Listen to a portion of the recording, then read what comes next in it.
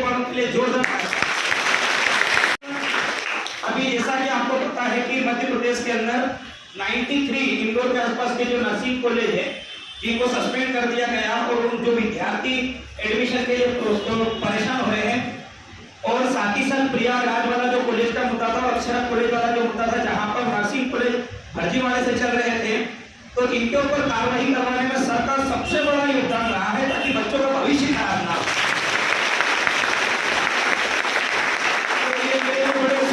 बात है कि आज सर यहाँ पर पता है सर, मैं दिल से धन्यवाद देता हूँ आपको कि मुझे इतना बड़ा अवसर मिला है आज। और हमारे बीच में आदरणीय हितेश मुजालदा जी भी है जो डॉक्टर है, खरगोन में अभी अपना कार्यरत जारी रखे हुए हैं और इनका झाबुआ में भी एक हॉस्पिटल खुला है। ये पिछले 7 सालों से लगातार ट्राइबल्स के जितने भी लोग सिकल सेल की बीमारी का इलाज करवाने जाते हैं अपने खुद के खर्चे से निःशुल्क इलाज करते हैं। इनके लिए भी जोरदार ताली।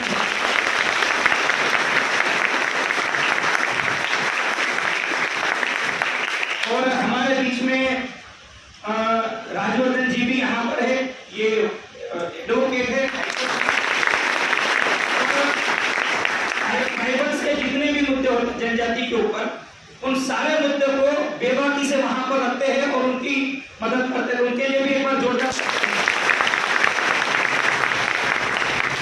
पैथोलॉजी लैब के लिए भी यहाँ पर हमारे बीच में आए हैं दुबे जी, तो मैं चाहता हूँ कि वो माइक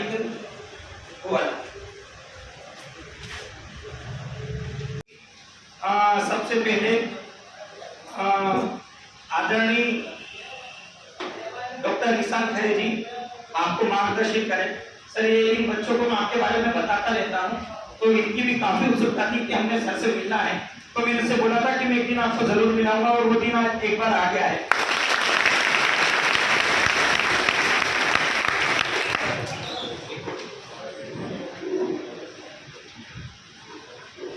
सभी को बहुत बहुत नमस्कार। मैं बैठकर बात करूं, चलेगा ना?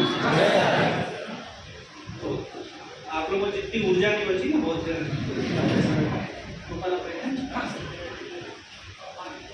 तो अभी जैसा बताया एक सिकल सेल को लेकर, और सिकल सेल का विषय मैं आपके बीच में नहीं बताने वाला हूँ, वो डॉक्टर हितेश मुजालदा हैं, ये आपको बताएंगे।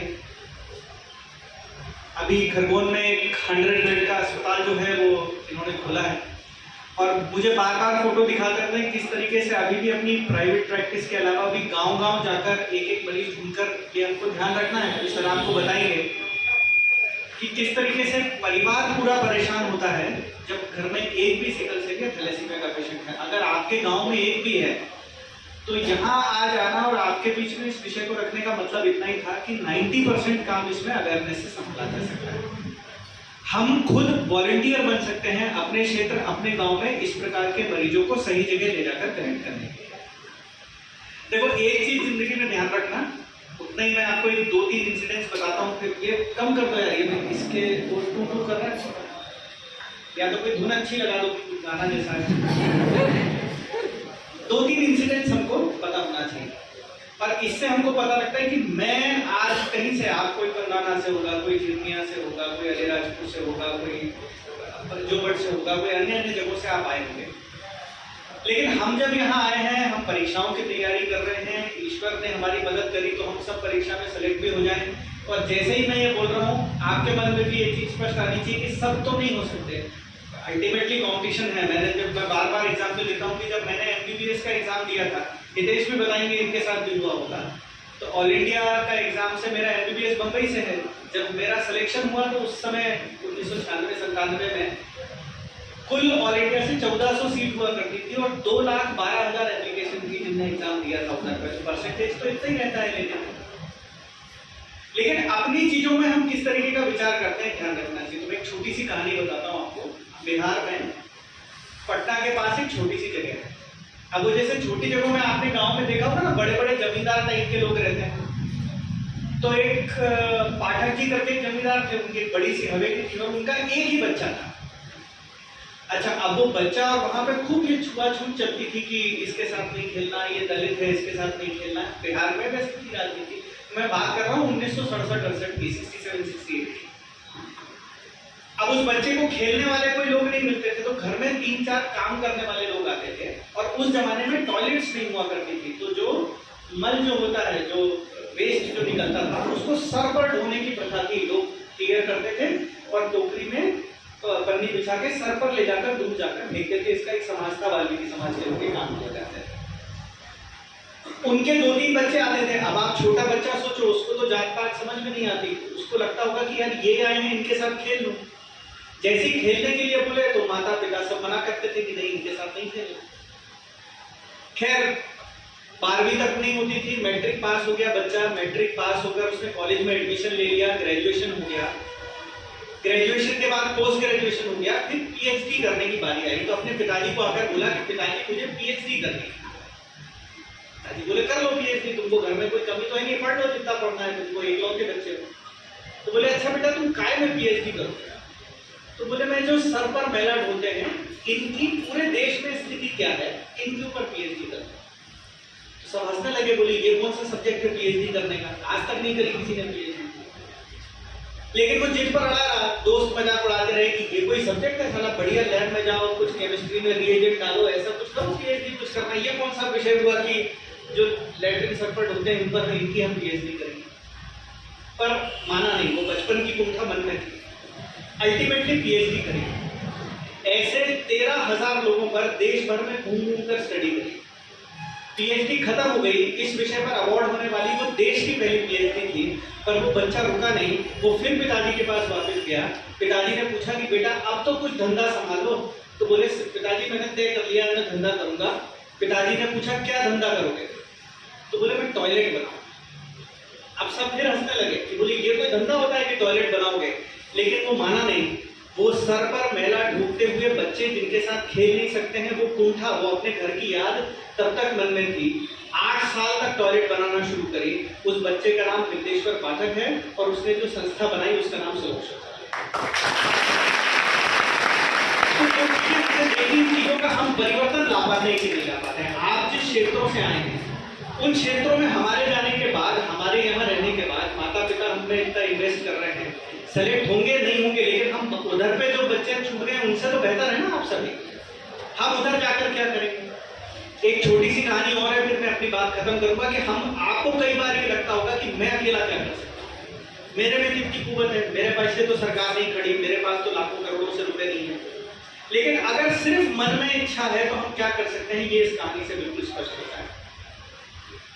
बंगाल को सभी जानते हैं। बंगाल में सुंदरबन करके एक इलाका है, और सुंदरबन जो है वो आप मान के चलो सुविधाओं के मामले में आज भी देश का सबसे पिछड़ा इलाका है। और कारण क्या है?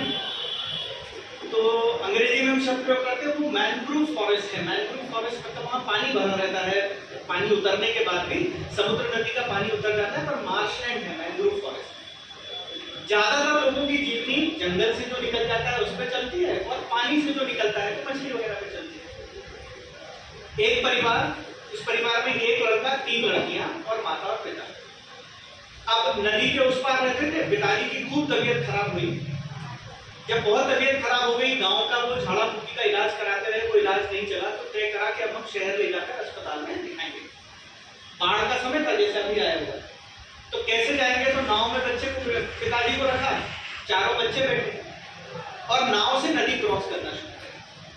बुखार तेज था। जब बीच मझधार में नाव में पहुंचे तो पिताजी की डेथ। अब जब पिताजी की डेथ हुई तो आप माँ का सोचिए, जिसका पति है वो, और 4 बच्चे बैठे हैं, 3 बहनें और 1 भाई। उसके मन में आना शुरू हुआ कि अगर मैं इनको गांव वापस ले गई तो मुझे दाह संस्कार करना पड़ेगा, अग्नि देनी पड़ेगी, आग लगानी पड़ेगी, उसका सारा खर्चा आएगा। अब मैं इसको कैसे करूं? कहीं और तो है नहीं, यही एकमात्र कमाने वाला आदमी था। तो चारों बच्चों और माँ ने बैठकर, वो लड़का सबसे छोटा था, 3 बहनों, और माँ ने निर्णय लिया कि हम जल समाधि दे देंगे, यही नदी में अपने पति की बॉडी जो है वो डाल देंगे। और यही करा। जो बॉडी थी अपने हस्बैंड की, वो वही नदी में उन्होंने छोड़ दी और वो नदी में जाकर समझो एक तरीके से दाह संस्कार हो गया उनका। अब जब वापस आ गए, जब वापस अपने गांव पर पहुंचे तो फिर ये हुआ कि अब बच्चे का क्या करना। तो माँ और 3 बहनों ने तय करा कि ये बच्चे को हम पढ़ाकर डॉक्टर बनाएंगे। ठीक है, आप अकेला आदमी क्या कर सकता है? देखो उस आदमी का, उसके पीछे कोई सरकार कोई करोड़ों अरबों से रुपए नहीं कमा सकते, तो वो क्या कर सकता है? तो उन्होंने ये तय कर लिया कि हम अब इसको डॉक्टर बनाएंगे। वो माँ और तीनों बहनें लगातार सालों तक काम करते रहे उस बच्चे को डॉक्टर बनाने के लिए, और अंततः हितेश जानते में कलकत्ता में एक नेशनल मेडिकल कॉलेज है, उस नेशनल मेडिकल कॉलेज कलकत्ता में उसका एडमिशन हो गया। बच्चे ने एमबीबीएस कर लिया। एमबीबीएस करने के बाद एमडी मतलब जो पोस्ट ग्रेजुएशन होता है ना, पीजी का एडमिशन था। एमडी का एग्जाम दिया तो जो देश का सबसे बड़ा कॉलेज है एम्स दिल्ली का, एम्स में सेलेक्ट हो गया। जब एम्स में सेलेक्ट हुआ तो इन्फेक्शियस डिजीज पे उसने अपनी स्टडी करना शुरू करी। तो जर्मनी में म्यूनिख नाम की जगह है, म्यूनिख की यूनिवर्सिटी से कॉल आया कि आप ये स्टडी हमारे यहाँ करें, तो म्यूनिख चला गया।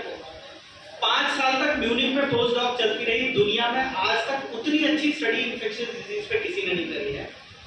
अंत में जब पूरी स्टडी समाप्त हो गई तो म्यूनिख में जो जर्मनी में उनके प्रोफेसर थे, उन्होंने कहा कि बेटा क्या करोगे, तुम यही कॉलेज में हमारी यूनिवर्सिटी में डीन प्रोफेसर जो बनना है वो बन जाओ। तो बोले साहब मैं मेरे देश वापस आऊँ। प्रोफेसर ने रोका पर नहीं माने, देश वापस आ गए। एम्स पहुंचे। एम्स में जब अपने डिपार्टमेंट में गए तो इतनी ख्याति हो गई थी कि उस डिपार्टमेंट में लोगों ने कहा कि तुम यहीं ज्वाइन कर लो, हम तुम्हारे लिए पोस्ट निकालेंगे अलग से और एक पूरी रिसर्च विंग तुम्हारे नीचे खड़ा करेंगे और तुम यहीं दिल्ली में रहो, एम्स में रहो, लाखों की सैलरी मिलेगी। तो फिर कह दिया कि साहब मैं तो दिल्ली नहीं रहूंगा। तो बोले क्या करोगे तुम? तो बोले मैं मेरे गांव वापस जाऊंगा। 29 साल की उम्र में वो लड़का जो अपनी पूरी पढ़ाई जर्मनी सब जगह से पूरी कर चुका था, एम्स से कर चुका था, ना जर्मनी रुका ना दिल्ली रुका, वापस उस सुंदरबन पहुंचा। उसका नाम डॉक्टर अजय मित्रा है और जो भारत सरकार 70 साल में नहीं कर पाई थी, 7 साल के अंदर सुंदरबन में उसने उस क्षेत्र का सबसे बड़ा अस्पताल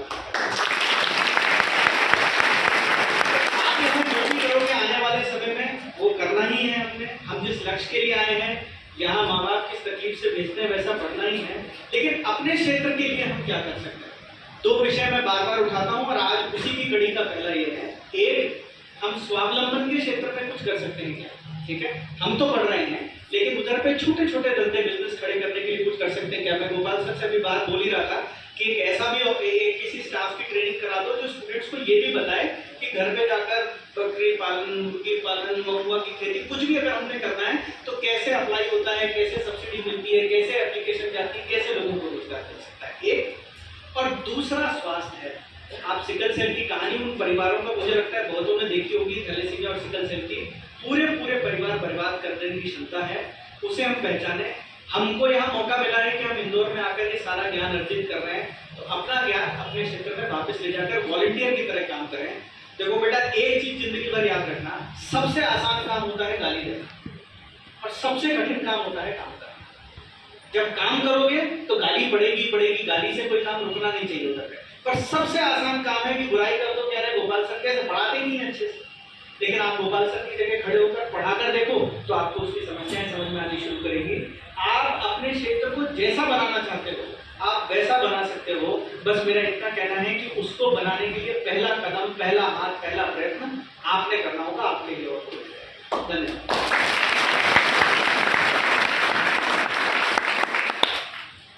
जरूरी नहीं है, उस टारगेट से ऊपर भी जाया जा सकता है।